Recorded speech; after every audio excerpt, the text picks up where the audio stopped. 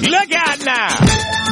It's time to wonder what it must be like. The movie was called Tristan Shandy, right? Yeah, the movie is called Tristram Shandy, a cock and bull story. So, I don't know, there was a shock jock that I used to listen to all the time called the Greaseman. I don't know if he was ever around in your neck of the woods. I don't think so. He started off in LA for a while, then he came to Atlanta, he moved all around, and you know, that whole genre of the shock jock has kind of died off because you can only say so much anymore today without being, you know, run out on a rail. But one of his expressions was always talking about giving a hand shandy. And it was always about, like, that was his way of getting away with talking about a hand job on air. It's like, whoa, I give him a hand shandy. Yeah. And so when you said Tristram Shandy, I'm like, oh. And then you said a cock and bull story. I'm like, oh my God, maybe there's something to that phrase. Well, cock and bull story, I'll have a whole episode about that, what a cock and bull story is. And obviously I get the bigger real meaning, but then because I'm hearing the innuendo from the shock jock about, just reach out over there and give it a couple of tugs. Yeah. And I'm like, now you said cock and bull story. I'm like, damn. See, now you're giving me sound bites I could put in my intro.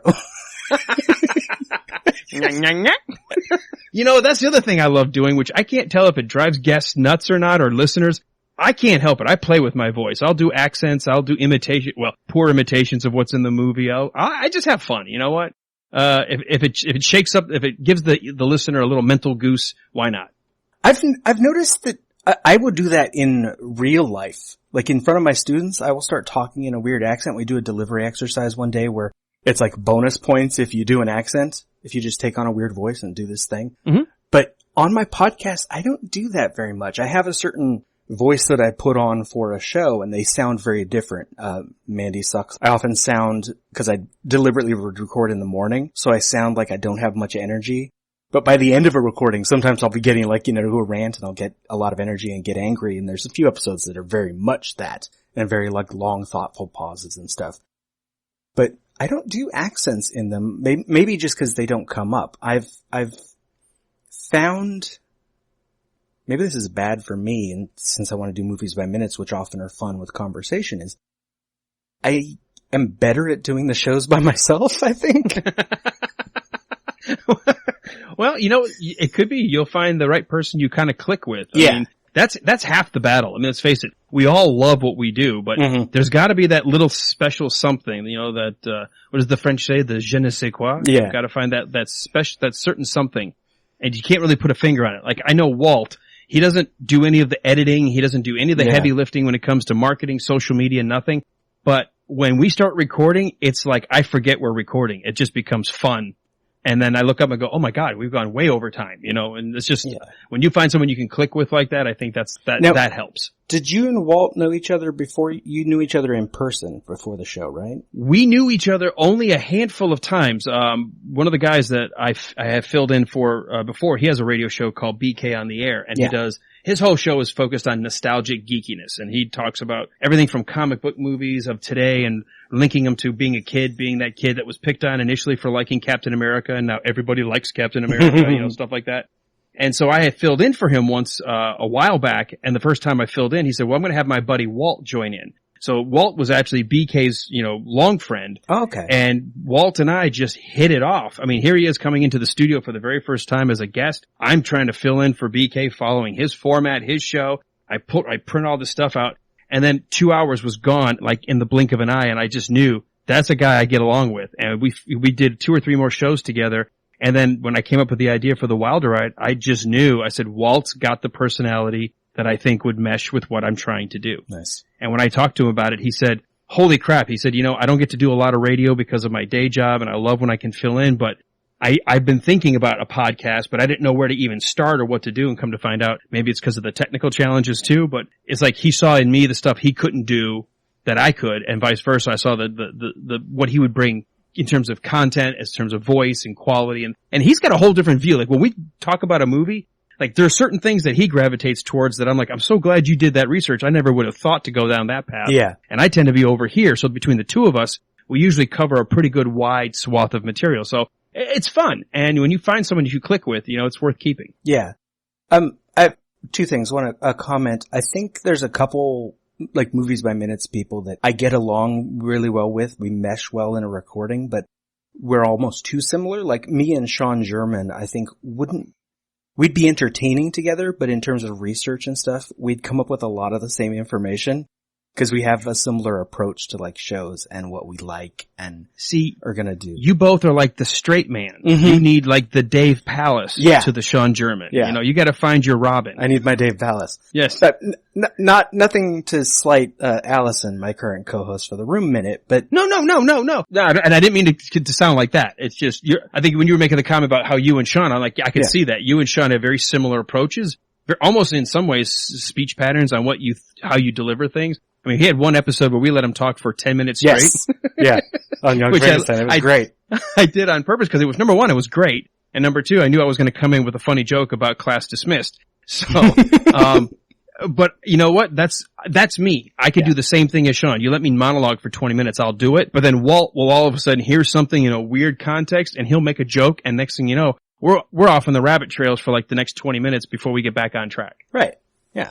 And now, going into season 3, you still don't have Walt doing any of the editing work or any of that, though? Well, one, he doesn't know how, and two, I don't know that I trust him. It's like, my kid knows how to draw, but I'm not hanging the pictures up on the wall. You know, It's just, you know, it's like, he could do it, I suppose, but it would not be like what I would want.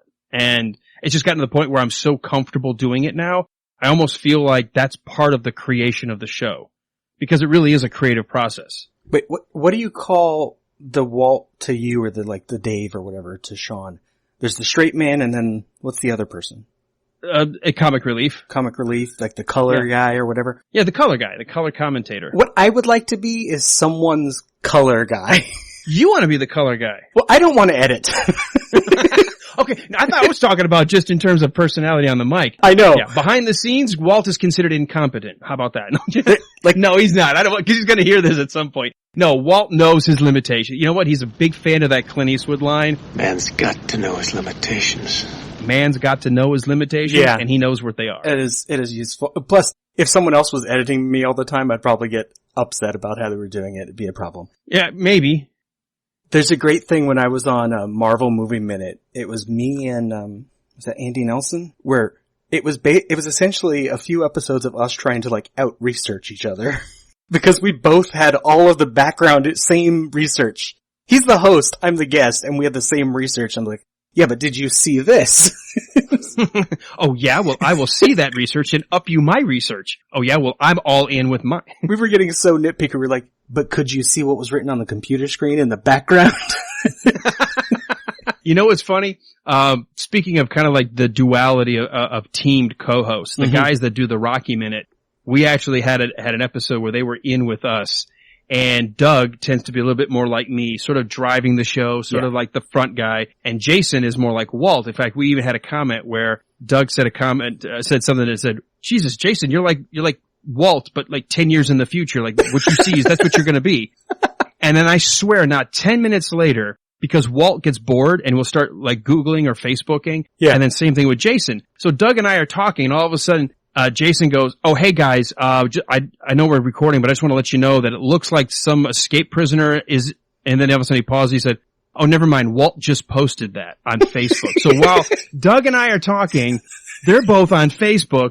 Walt posts something about an escaped prisoner in North Georgia. Jason's on Facebook, goes, oh, look, here's a post about an escaped prisoner. It's in North Georgia. I should tell the guys. Oh, look, it's Walt who frickin' posted it. So, well, you and Doug are just having a conversation about the movie. Yeah, so Doug and I just said, you know what?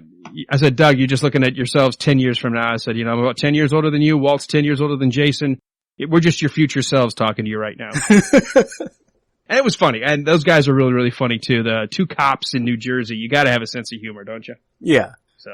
Anyway, sorry, I know that was another side story. It just made me think about that duality of personality and how that does seem to click. You gotta have one who's a little, if you find the right combo. A little bit more of the focused straight guy, and the other one tends to be a little, I don't know, let's call it ADD. Mm-hmm. Or if you're lucky, you have 3. Titanic Minute had a great little trio going. And you know, that's one I want to go back and listen to. That's the problem when you start getting addicted to the podcast. You start listening and you don't have enough time for all of them. And you want to. Well, yeah, I've lost track of so many that I enjoyed for a while because they're just, other ones pop up on my podcast app before them, you know? Mm-hmm. And I'm trying to diversify my listening as well, just to kind of get a sense of other formats. I've yet to listen to a single true crime podcast, which I know are so popular. Yeah. But they're almost like so popular, why bother trying to do one of your own? Because how do you break in? And I keep trying to figure out, Walt and I have this conversation all the time. You and me and everybody in the Movies by Minutes community, we're in this kind of niche. That's great. I love this niche. If you've got a movie you love and you've got someone who's breaking it down and you make it entertaining, I learn so much behind the scenes. I hear these neat facts. But I keep thinking, how do you grow that audience? Because it is such a small, unique podcast, which is great because you tend to stand out. But growing that audience is hard, and it just takes a lot of work. Right. Other than us who are in the community, who is it that's going to be interested in multiple shows all at once? Right. Like they like a movie, maybe they'll gravitate toward, like I had Halloween people listening to Michael Myers Minute. They're not going to jump over and listen to the Room Minute. It's not the same audience. Right. Except. And that's part of the challenge. For some of us. Well, yeah. Or, there are some people that are just movie buffs. There are people who just love movies. And so they'd go listen and gobble a lot of these up. We've had a lot of our listeners that actually came to us from a more culture, they do a weekly podcast called The Radio Labyrinth. And they do more like, hey, let's talk about the things happening today. We'll try to keep it light and fun, not necessarily news, but kind of what's going on in terms of the culture, what's going on in terms of movies, what's going on in terms of things in media and entertainment. And then they always end with what are we all watching, so we can give suggestions. And we were on their show, they were on our show, so they started making comments about, well, if you're into, movies of Gene Wilder, go check out this podcast. And we picked up, a handful of listeners who didn't even know that this genre existed. And they have gone forward and they're like all in with the Indiana Jones Minute. They're all in with the Star Wars Minute. They're going all in with like Lord of the Rings Minute. The ones that are like the big movie franchises. And now I keep thinking to myself, shit, I don't have a good movie franchise. We're just doing an actor. But yeah, you're just doing Gene Wilder. But I mean, I guess there's worse actors to pick. Yeah. Now And what's cool is, for the next one coming up, Silver Streak, I don't know if I think I put this out there on Movies by, our Facebook page for the Movies by Minutes kind of creators page. Yeah. But, I did have a really good, almost hour-long talk with, Richard Pryor Jr., the son of Richard Pryor. And he has agreed to, at the very least, be interviewed as we get ready for Silver Streak. Nice. But he was really interested in being on some episodes, especially the episodes his dad's in. So that should be a lot of fun. That'd be cool. And when we had Chris Corman last year, those were great. That was Harvey Corman's son. It was just fun to hear a different, the son of an actor's take on, what we're doing all this analysis. And he's like, oh yeah, but my dad used to say this. And it's like, how do you get that from anybody else but family? Yeah. And even if some people knew some of the facts, the way he tells a story about his father is different than they would tell you the same story. And you want to know what's amazing? We're still like in contact almost every day because he has said to me, he said, of all the people that I've run across, you and Walt knew so much, but you did it in such a way that was so caring and loving, and you made me feel like you loved my dad, you loved the stuff he was in. Like, well, of course we did. And he said, and you taught me things that I didn't even know. And he said, when you can do that, you're impressing me. Nice. So we're still in touch to this day. And he's like, if I can help find guests for you, and whatever I can do to help you. And I'm like, that's cool. The kind of friendships you can build through podcasting. Let me tell you, I've had this conversation now with 5 or 6 other podcasters. It's amazing the difference, the hat that I wear for radio versus podcasting, because I'm just naturally want to see other people succeed around me. I've always been like that. So if I can give somebody an interview because it helps them give a little, toward their business, or if I can give them a spotlight on something and it gets more listeners, I just want to help people. Radio is so anti-help people. I want all the listeners for me because I'm being judged on ratings. I'm being judged on where I fall. So I need to get a highest cum possible in my time slot. And so it's very competitive, and I'm not going to share. I don't want you to know what I'm doing. I'm going to keep it all to myself. And I hope you fail, and I want to win. And I get that because it's a different model. It's a different market. So, when I said having the podcast earlier in this is an outlet for me, it also is a relief. It's so much fun because there's no pressure to be number one. It's just have a good time. And if I can help a fellow podcaster, that's just bonus because, I've had a lot of people who say, you know what? I haven't even listened to one of your shows, but I'm going to tell all my friends to go listen to you. Nice. If I pick up a listener, great. If I don't, I'm still getting free publicity. We're all helping each other, and it's all social media. It's not costing anybody anything, but just the time to remember to say, hey, go check out this show. And your hosting fees. Well, there are costs. We could all use more patrons and sponsors, but that's why if someone asks if I make money on this, I'm like, technically, yes. But no. Right now, I'm at that happy break-even point, nice. which my wife then reminds me, but you're not getting paid for your time, so are you really breaking even when you could be doing something more productive? I'm like, I could very well be doing something more productive, but it's not anywhere as fun. Well, yeah, and what would I be doing with this time if I wasn't recording right now? I'd probably be watching a movie. Right. I'm not getting paid for that either. Right. Now, I do have to strike that balance at home like we all do. We've got responsibilities, jobs, and things, but when you find something, that hobby, if you want to call it that, if you find that passion, it doesn't feel like work, and it certainly doesn't feel like it's a drain on your life. If this ever starts to feel like it's a drain, I know it's time to start thinking about doing something else. Mine has gotten where it felt like a drain a little bit recently, but that's because in the summer I started a third show knowing I had time in the summer, forgetting that it wouldn't end in the summer. Mm-hmm. But that show's almost over, and now that it's close, I've recorded everything for it already. So now it's just getting the edits and putting it in the feed, and it's done. And so it feels like it's getting easier. Yeah, pacing yourself, that's that whole going back to Walt's thing, know your limitations. The only time I ever started to want to not be in theater is the one time I was in 3 concurrent shows. And I was like, okay, this isn't fun anymore. Now it's work, and it feels like I'm missing things. I feel like I'm not doing the justice to every individual show because I'm spreading myself too thin. And so I've learned that lesson, thankfully, in my youth. Know when I feel like I'm getting overbooked and say, okay, I can't do any more as much as I'd want to. I'll tell people I'm sorry. I would love to. I just can't right now. And I think it's better to let people know up front than to say yes, but then give them a crappy product. Remind the listeners who you are, and then we'll... Alan Sanders. I'm a co-host to a show called The Wilder Ride with my buddy Walt Murray.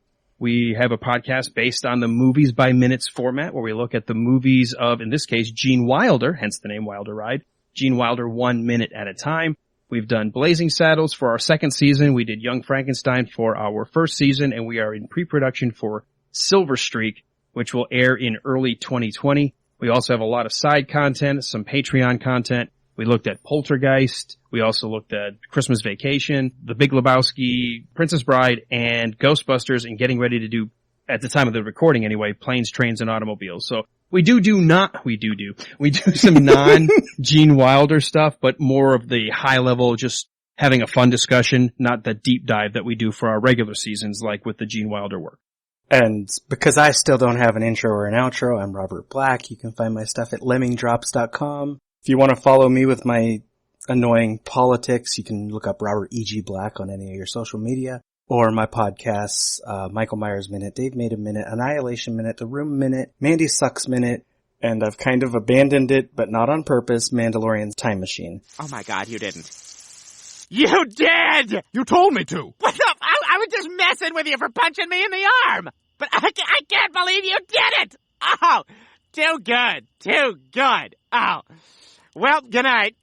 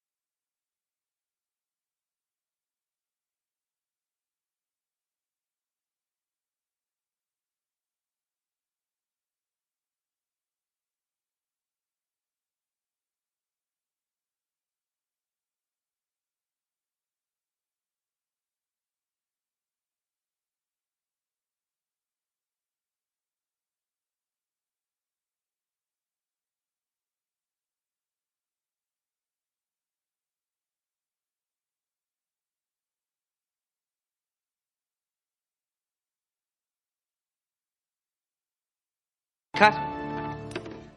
That's a wrap.